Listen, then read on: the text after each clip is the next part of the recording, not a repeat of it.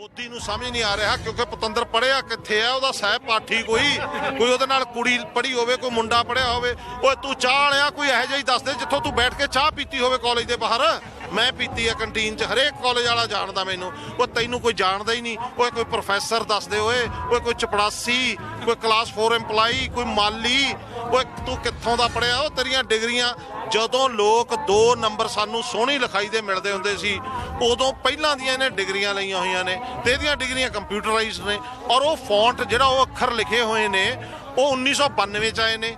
ਪਤੰਦਰ ਪਤਾ ਨਹੀਂ ਕਿੱਥੋਂ ਪੜ੍ਹ ਕੇ ਆਇਆ, ਅਨਪੜ੍ਹ ਬੰਦਾ। ਉਹ ਜਾ ਓਏ, ਅਨਪੜ੍ਹਤਾ ਦਾ ਸਿਖਰ ਹੈ। ਮਤਲਬ ਤੂੰ ਅਨਪੜ੍ਹਤਾ ਨੂੰ ਡਿਗਰੀਆਂ ਵੀ ਅਨਪੜ੍ਹਾਂ ਵਾਲੀਆਂ ਬਣਾ ਰਿਹਾ। ਉਹ ਫਿੱਟ ਲਾੜ ਤੱਕ ਕਮਲਿਆ ਤੇਰੇ ਤੇ ਕਿ ਡਿਬੇਟ ਕਰਾ ਲਓ ਯਾਰ।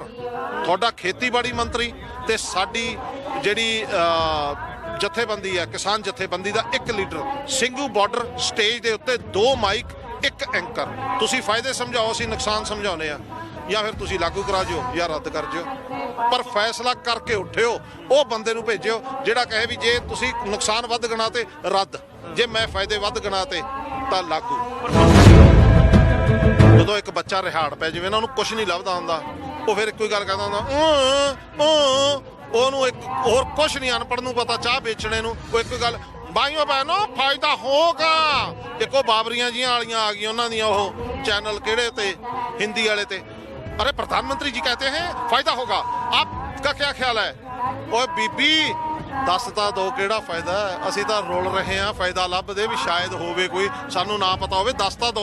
ਹਾਂ ਅਸੀਂ ਨੁਕਸਾਨ ਦੱਸਦੇ ਹਾਂ ਤੁਹਾਨੂੰ, 100 ਨੁਕਸਾਨ ਨੇ।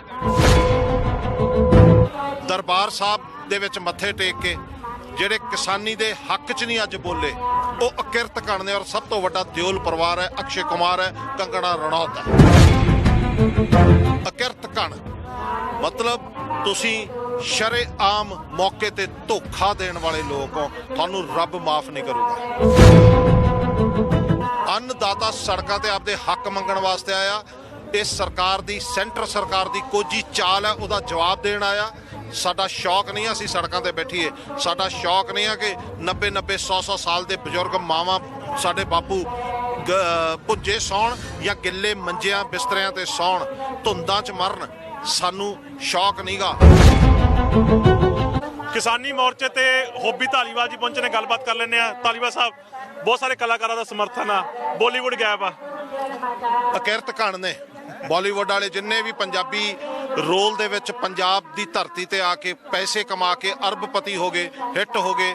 ਭੇਸ ਬਣਾ ਕੇ, ਪੱਗਾਂ ਬੰਨ੍ਹ ਕੇ, ਪੰਜਾਬੀ ਦੇ ਗਾਣੇ ਗਾ ਕੇ, ਪੰਜਾਬੀ ਬੋਲੀ ਬੋਲ ਕੇ, ਪੰਜਾਬੀ ਦੀਆਂ ਸੱਭਿਅਕ ਕਹਾਣੀਆਂ ਲੈ ਕੇ ਦਰਬਾਰ ਸਾਹਿਬ ਦੇ ਵਿੱਚ ਮੱਥੇ ਟੇਕ ਕੇ ਜਿਹੜੇ ਕਿਸਾਨੀ ਦੇ ਹੱਕ 'ਚ ਨਹੀਂ ਅੱਜ ਬੋਲੇ, ਉਹ ਅਕਿਰਤ ਕਣ ਨੇ। ਔਰ ਸਭ ਤੋਂ ਵੱਡਾ ਦਿਓਲ ਪਰਿਵਾਰ ਹੈ, ਅਕਸ਼ੇ ਕੁਮਾਰ ਹੈ, ਕੰਗਣਾ ਰਣੌਤ ਹੈ। ਬਿਲਕੁਲ, ਅਕਸ਼ੇ ਕੁਮਾਰ ਸਿਰ ਤੇ ਪੱਗਾਂ ਬੰਨ੍ਹ ਕੇ ਮੂਵੀਆਂ ਬਣਾਉਂਦੇ ਸੀ, ਕਰੋੜਾਂ ਰੁਪਏ ਕਮਾ ਚੁੱਕੇ ਨੇ। ਵਿਦੇਸ਼ਾਂ ਤੋਂ ਬੈਠੇ ਲੋਕ ਸਮਰਥਨ ਦੇ ਰਹੇ ਨੇ, ਪੈਸਾ ਦੇ ਰਹੇ ਨੇ। ਪੰਜਾਬ ਦੀ ਇੰਡਸਟਰੀ ਜਿਹੜੀ ਆ ਉਹ ਪੈਸਾ ਦੇ ਰਹੀ ਆ, ਪਰ ਬਾਲੀਵੁੱਡ ਇਹਦੇ ਤੇ ਸੰਘਰਸ਼ ਨਹੀਂ ਕਰ ਰਿਹਾ।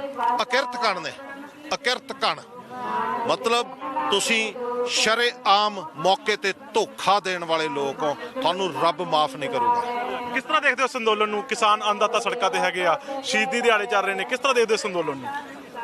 ਅੰਨਦਾਤਾ ਸੜਕਾਂ ਤੇ ਆਪਦੇ ਹੱਕ ਮੰਗਣ ਵਾਸਤੇ ਆਇਆ। ਇਸ ਸਰਕਾਰ ਦੀ, ਸੈਂਟਰ ਸਰਕਾਰ ਦੀ ਕੋਝੀ ਚਾਲ ਹੈ, ਉਹਦਾ ਜਵਾਬ ਦੇਣ ਆਇਆ। ਸਾਡਾ ਸ਼ੌਕ ਨਹੀਂ ਅਸੀਂ ਸੜਕਾਂ ਤੇ ਬੈਠੀਏ। ਸਾਡਾ ਸ਼ੌਕ ਨਹੀਂ ਹੈ ਕਿ 90-90 100-100 ਸਾਲ ਦੇ ਬਜ਼ੁਰਗ ਮਾਵਾਂ, ਸਾਡੇ ਬਾਪੂ ਭੁੱਜੇ ਸੌਣ ਜਾਂ ਗਿੱਲੇ ਮੰਜਿਆਂ ਬਿਸਤਰਿਆਂ ਤੇ ਸੌਣ, ਧੁੰਦਾਂ 'ਚ ਮਰਨ। ਸਾਨੂੰ ਸ਼ੌਕ ਨਹੀਂਗਾ। ਇਹ ਮੋਦੀ ਸਾਹਿਬ ਤੁਹਾਡੀ ਇੱਕ ਚਾਲ ਤੇ ਅਸੀਂ ਪਹਿਰਾ ਦੇਣ ਆਏ, ਉਹਦੇ ਖਿਲਾਫ ਖੜਨ ਆਏ ਆ।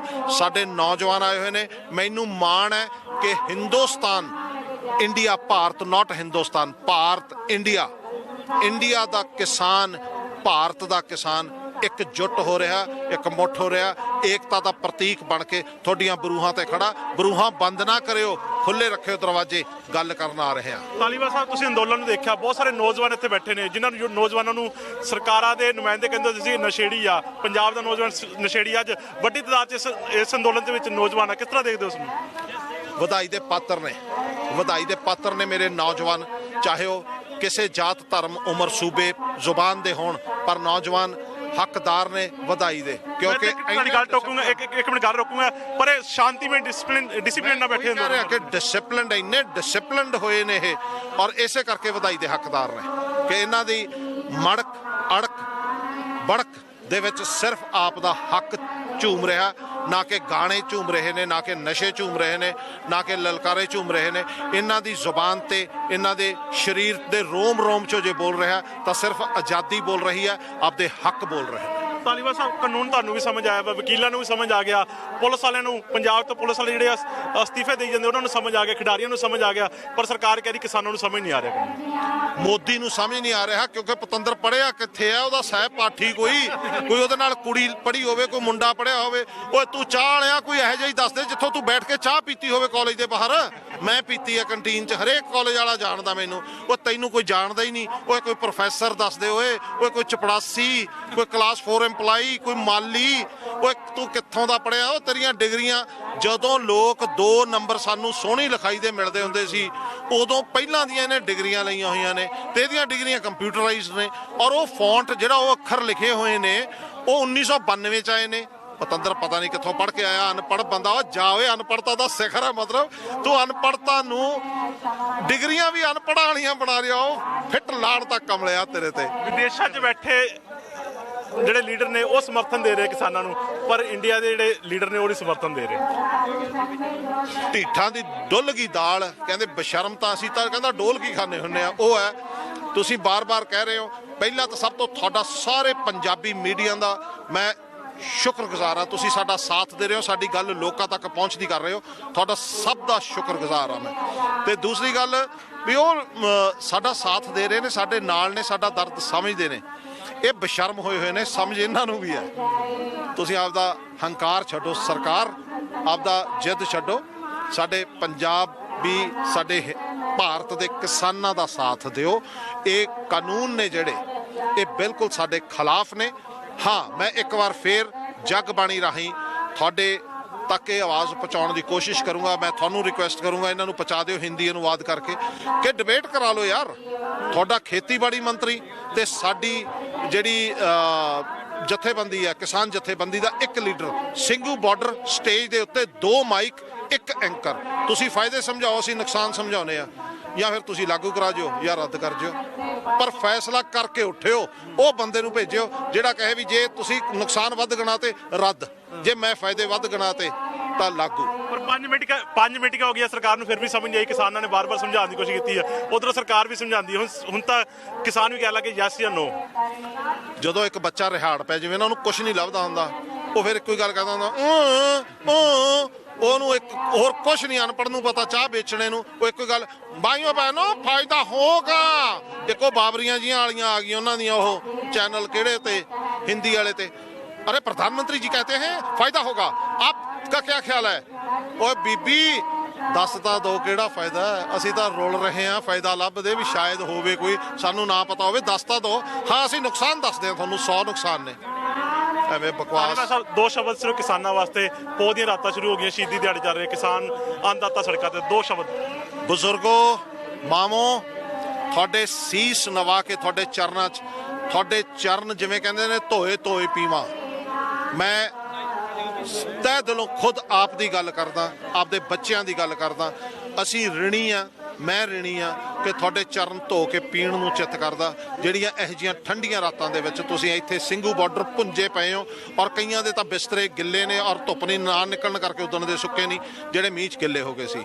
ਠਰਦੀਆਂ ਰਾਤਾਂ ਦੇ ਵਿੱਚ ਤੁਸੀਂ ਮਾਓ ਬੈਠੀਆਂ ਹੋ, ਤਵੀਆਂ ਤੇ ਸਾਨੂੰ ਰੋਟੀਆਂ ਬਣਾ ਕੇ ਖਵਾਉਣੀਆਂ ਹੋ। ਧੀਓ ਭੈਣੋ, ਤੁਸੀਂ ਘਰ ਛੱਡ ਕੇ ਬਾਹਰ, ਸਾਡੀਆਂ ਤਾਂ ਧੀਆਂ ਭੈਣਾਂ ਕਦੇ ਦਰਵਾਜ਼ਾ ਨਹੀਂ ਨਿਕਲਦੀਆਂ। ਤੁਸੀਂ 400-500 ਕਿਲੋਮੀਟਰ ਦੂਰ ਬੈਠ ਕੇ ਇਸ ਸੰਘਰਸ਼ ਦੇ ਵਿੱਚ ਯੋਗਦਾਨ ਪਾ ਰਹੀ ਹੋ। ਤੁਹਾਨੂੰ ਸਲਾਮ, ਤੁਹਾਡੇ ਪ੍ਰਣਾਮ, ਤੁਹਾਡੇ ਚਰਨੀ ਹੱਥ ਲਾ ਕੇ। ਤੁਸੀਂ ਧੀਆਂ ਹੋ, ਤੁਸੀਂ ਦੇਵੀਆਂ ਹੋ, ਤੁਸੀਂ ਵੱਡੀਆਂ ਹੋ। ਔਰ ਗੱਭਰੂਓ, ਸਲੂਟ ਤੁਹਾਨੂੰ। ਤੁਸੀਂ ਇੰਨਾ ਡਿਸਪਲਿਨਡ ਇਸ ਸੰਘਰਸ਼ ਦੇ ਵਿੱਚ ਯੋਗਦਾਨ ਪਾ ਰਹੇ ਹੋ। ਡਟੇ ਰਹੋ, ਟੁੱਟ ਜਿਓ, ਮੁਚਿਓ ਨਾ, ਡਰਿਓ ਨਾ, ਘਬਰਾਇਓ ਨਾ, ਕਿਰਦਾਰ ਨਾ ਛੱਡਿਓ। ਜਿੰਦਾਬਾਦ। ਇਹ ਸਨ ਧਾਲੀਵਾਲ ਸਾਹਿਬ। ਕਿਹਾ ਕਿ ਮਾਤਾਵਾਂ ਨੂੰ ਅਪੀਲ ਕੀਤੀ ਆ ਤੇ ਗੱਭਰੂਆਂ ਨੂੰ ਵੀ ਕਿਹਾ ਵਾ ਕਿ ਤੁਸੀਂ ਸ਼ਾਂਤੀਮਈ ਢੰਗ ਨਾਲ ਪ੍ਰਦਰਸ਼ਨ ਕਰ ਰਹੇ ਹੋ, ਛੱਡਿਓ ਨਾ, ਜੰਗ ਜ਼ਰੂਰ ਜਿੱਤ ਕੇ ਆਈਓ। ਕੈਮਰਾਮੈਨ ਗੁਰਦੇਵ ਦੇ ਨਾਲ ਨਰਿੰਦਰ ਮਹਿੰਦਰ, ਪੰਜਾਬੀ ਸਿਨੇਮਾ ਤੇ ਸੰਗੀਤ ਜਗਤ ਦੀ ਹੋਰ ਲੇਟੈਸਟ ਅਪਡੇਟਸ ਲਈ ਸਾਡਾ ਫੇਸਬੁੱਕ ਪੇਜ ਬਾਲੀਵੁੱਡ ਤੜਕਾ ਪੰਜਾਬੀ ਲਾਈਕ ਕਰੋ ਤੇ YouTube ਚੈਨਲ ਸਬਸਕ੍ਰਾਈਬ ਕਰੋ।